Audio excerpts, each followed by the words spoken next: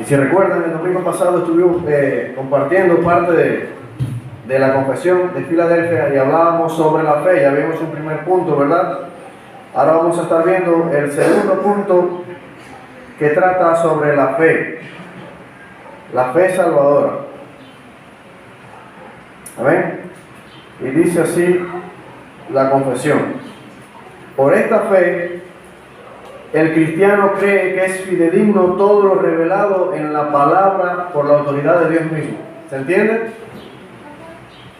Por esta fe el cristiano cree que es fidedigno todo lo revelado en la palabra por la autoridad de Dios mismo, y también percibe en ella una excelencia superior a todos los demás escritos y todas las cosas en el mundo, pues muestra la gloria de Dios en sus atributos, la excelencia de Cristo en su naturaleza y oficios, y el poder y la plenitud del Espíritu Santo en sus obras y operaciones. Y de esta forma el cristiano recibe capacidad para confiar su alma a la verdad así creída, y también actúa de manera diferente según sea el contenido de cada pasaje en particular, produciendo obediencia a los mandatos, temblando ante las amenazas y abrazando las promesas de Dios para esta vida y para la venidera. Pero las principales acciones de la fe salvadora tienen que ver directamente con Cristo: aceptarle, recibirle y descansar solo en Él para la justificación y santificación y vida eterna en virtud del pacto de gracia. Hasta ahí me voy a quedar en esta mañana. Gloria a Dios.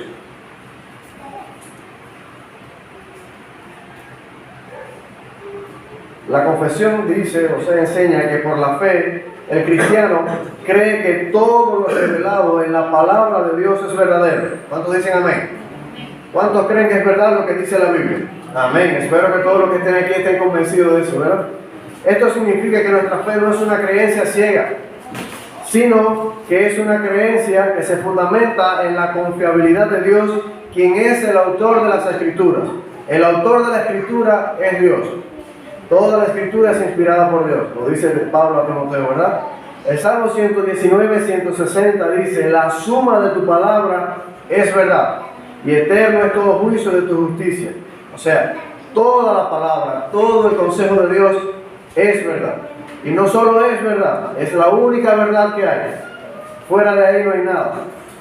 Hermanos, me llama poderosamente la atención que cuando Satanás tienta a Eva, lo hace con una idea, con la idea de que Dios no es confiable. ¿Recuerdan la historia?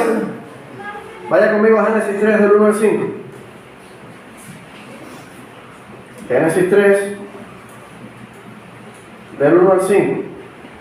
Pero la serpiente era astuta más que todos los animales del campo que Jehová Dios había hecho, la cual dijo a la mujer: conoce con que Dios os ha dicho: no comáis de todo árbol del huerto. Y la mujer le respondió a la serpiente: del fruto de los árboles del huerto podemos comer, pero del fruto del árbol que está en medio del huerto de Dios, dijo Dios, no comeréis de él, ni le tocaréis, para que no muráis. Entonces la serpiente dijo a la mujer: no moriréis, sino que sabe Dios que el día que comáis de él serán abiertos vuestros ojos, y seréis como Dios, sabiendo el bien y el mal. Satanás, el método, la herramienta que utilizó, el argumento más poderoso que Satanás encontró para llevar a la creación a la desgracia fue este: la idea de que Dios no es confiable, de que su palabra no es confiable, de que Él no es digno de confianza. Pero lo triste es que sigue utilizando ese argumento hoy en día. Hermanos, cuando alguien toma la determinación de creer que Dios no es confiable, que su palabra no es inspirada, que no es verdad, que no es confiable, está en un problema terrible. Porque no solo está denigrando al Rey del Universo, sino que está rechazando la única verdad que lo puede salvar del infierno. ¿Usted entiende esto? Cuando alguien decide creer de que Dios no es confiable y su palabra no es confiable, no solamente está denigrando la imagen de Dios, sino que está rechazando la única verdad que lo puede sacar del infierno. Hechos 24:14 dice: pero esto te confieso, que según el camino que ellos llaman herejía, así sirvo al Dios de mis padres, creyendo todas las cosas que en la ley y en los profetas están escritas. Creyendo todas las cosas, hermano. Primera Tesalonicenses 2:13 dice: por lo cual también nosotros, sin cesar, damos gracias a Dios de que cuando recibiste la palabra de Dios, que oíste de nosotros, la recibiste no como palabra de hombres, sino según es en verdad, la palabra de Dios, la cual actúa en vosotros los creyentes. O sea, las personas de Tesalonicenses, los hermanos de Tesalonicenses, al escuchar la palabra de Dios a través del apóstol Pablo, ellos se la atribuyeron a Dios, no a Pablo. Ellos creyeron que era la palabra de Dios. Ellos no creyeron que eran meramente palabras de hombre. Hermanos, nosotros podemos descansar en la palabra del Señor porque ella es la única verdad, como ahorita digo. Alguien me decía una vez, bueno, la Biblia es una verdad. O muchas personas dicen que la Biblia contiene verdades. No, la Biblia es la verdad. Es la única verdad. Y por eso podemos descansar con confianza en todo lo que la Biblia dice. Y podemos creerle. Ahora esto es por fe.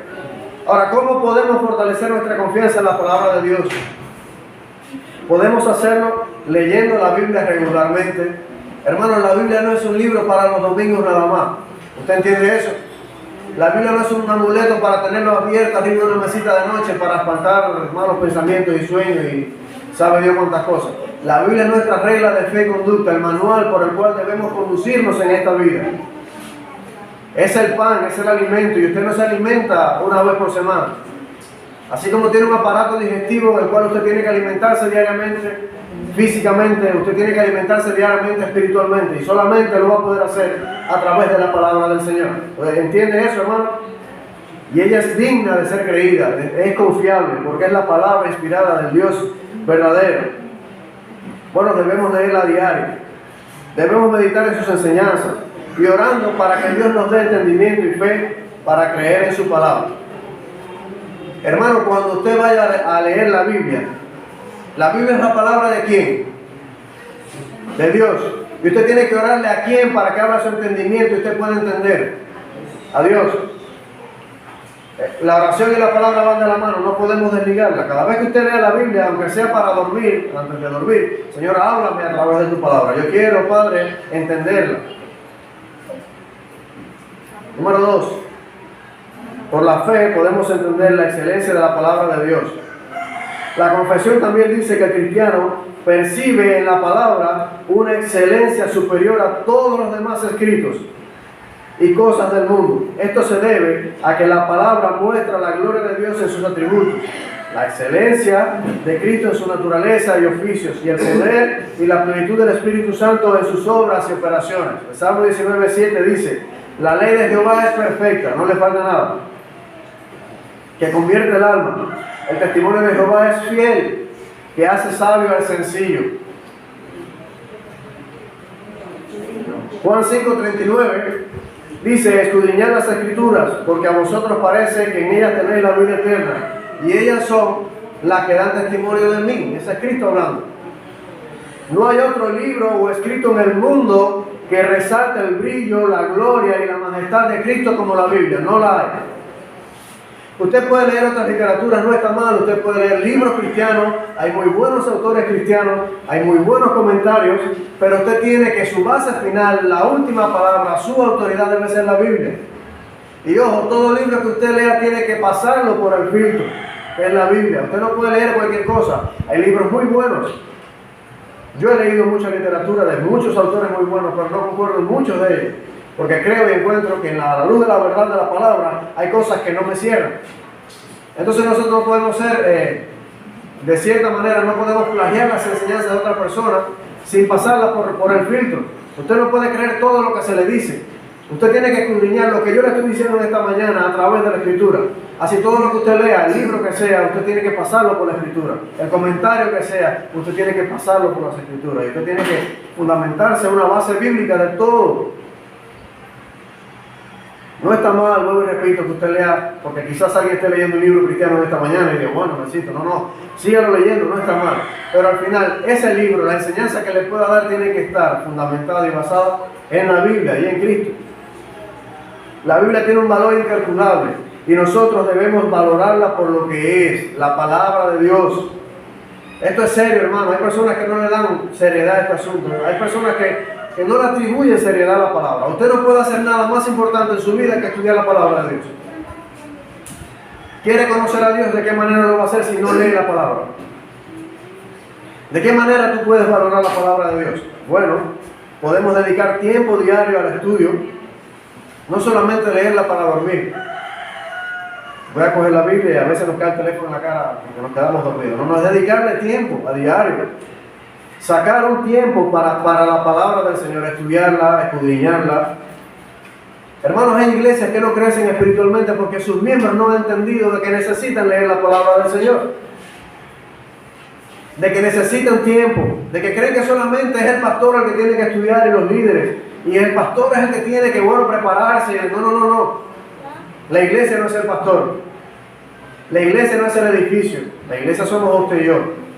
Y la iglesia tiene que conocer al Dios que está adorando y proclamando. El día de la madre le decía que el despliegue de enseñanza de adoración más grande se lo dio Jesucristo a una mujer. Y él le dijo, ustedes adoran lo que no saben. Hay muchas iglesias adorando lo que no saben, porque no conocen a Dios y allá vamos a llegar.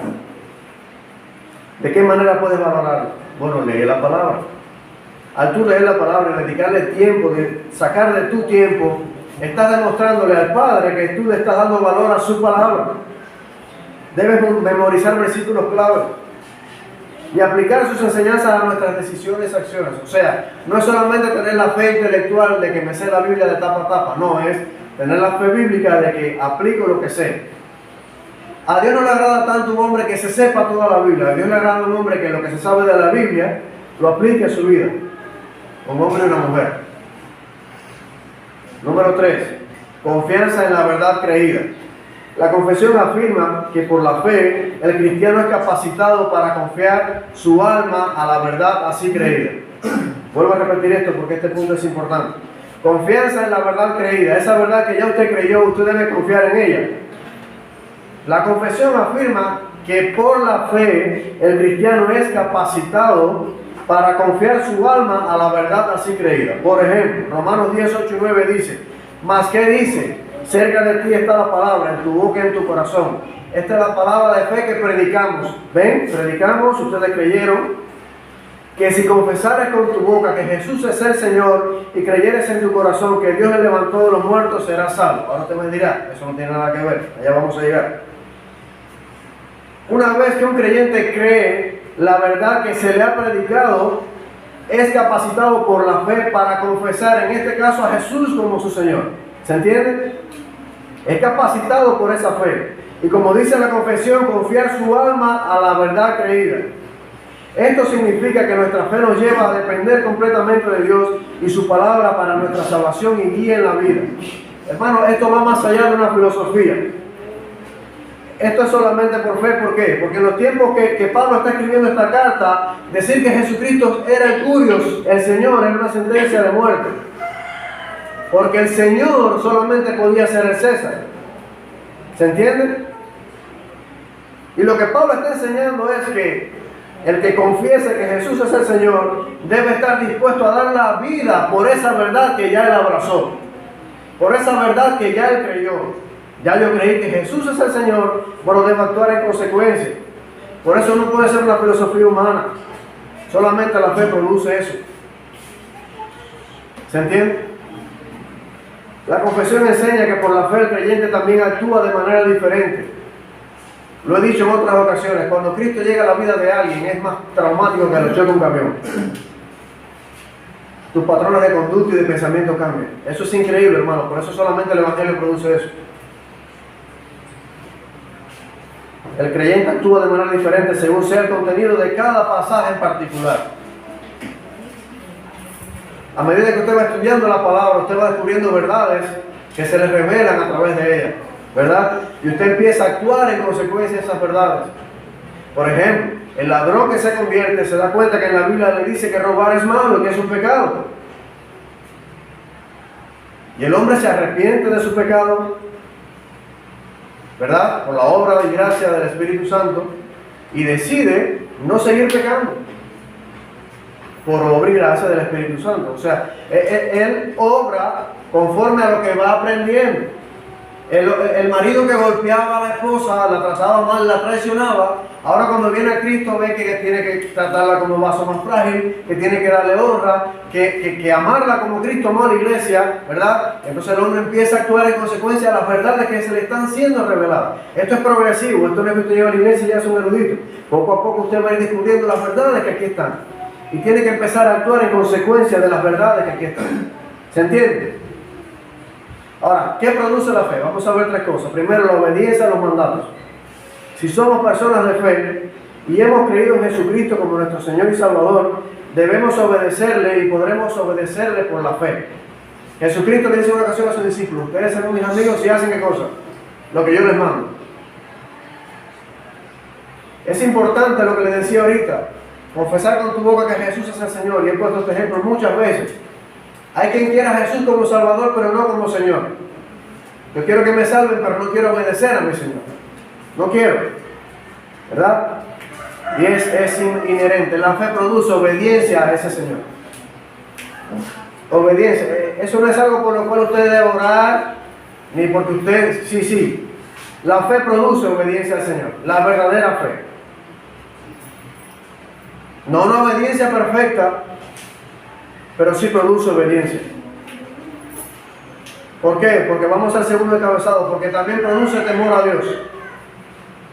Isaías 66:2 dice: a este miraré, al afligido y contrito de espíritu, y que tiembla a mi palabra. Hace unos puntos atrás enfatizábamos, ¿verdad?, la importancia de las Escrituras. Y estas enseñan precisamente que Dios es digno de temor. Dios es un Dios temible, no es Papá Noel. ¿Usted entiende eso, verdad? Dios no es un anciano que es todo amor, como lo presentan en los muñequitos, que no se aira por nada. Dios es temible. Dios es digno de temor reverente. Y hoy día es triste ver a una iglesia que no le teme a Dios. No tiene temor de Dios, no tiene temor de su palabra. Y es simplemente porque no lo conoce. Es triste ver una iglesia hoy en día que no conoce al Señor y por ende no le puede temer. No conocen su carácter, no conocen su poder, no conocen el alcance de su conocimiento y mucho menos sus atributos. No le temen. Proverbios 9:10 dice: el temor de Jehová es el principio ¿de qué? De la sabiduría, y el conocimiento del Santísimo es la inteligencia. Bueno, necesito, yo quiero andar sabiamente. Bueno, hermano, el principio es el temor a Jehová. Si no hay temor de Dios en tu vida, difícilmente puedas actuar sabiamente. Difícilmente, hermano, porque allí cuando nadie te ve, hay cosas y situaciones en las que te vas a ver que solamente Dios te está mirando, y si no tienes temor de Él, vas a hacerlo. Vas a hacerlo y luego te justificas: bueno, Dios tiene que entender, porque no, Dios no tiene que entender. El temor a Jehová te va a librar de cometer actos vergonzosos. El temor a Jehová te va a llevar a vivir de manera íntegra. ¿Entiende eso, hermano? ¿Quién eres tú cuando nadie te ve? ¿Quién soy yo cuando nadie me está viendo? ¿Por qué actuamos de la manera que actuamos? ¿Por qué podemos resistir las tentaciones? ¿Por qué podemos decirle no al pecado? ¿Por qué podemos actuar de manera consecuente a lo que creemos? Por temor a Jehová. Temor reverente a Jehová. ¿Quieres andar sabiamente? Pues tienes que temer a Jehová. Pero para eso debes escudriñar el libro que habla de Él. Debes escudriñar. Y énfasis en la palabra escudriñar. No es leer. Es escudriñar el libro que habla de Jehová, que habla de Dios. Yo quiero conocer a Dios, quiero conocerte más. Le cantamos, ¿verdad? Y muchas veces es mentira, porque no leemos ni la Biblia. Yo quiero conocerte, Señor, cada día más. Y no abres la Biblia solamente los domingos. Número 3. Abrazar las promesas de Dios para esta vida y para la vida venidera. Hermano, por la fe en Jesucristo, nosotros nos apoderamos, nos adueñamos, nos apropiamos de las promesas contenidas en la Biblia. No solo de las temporales y terrenales, sino también de las eternas y celestiales. ¿Cuántos dicen amén? En Cristo nosotros nos apoderamos de todas las promesas, no solamente de las terrenales y temporales, sino de las celestiales y eternas. Efesios 1:3 dice: bendito sea el Dios y Padre de nuestro Señor Jesucristo, que nos bendijo con toda bendición espiritual en los lugares celestiales en Cristo. ¿Dónde nos bendijo? En los lugares celestiales.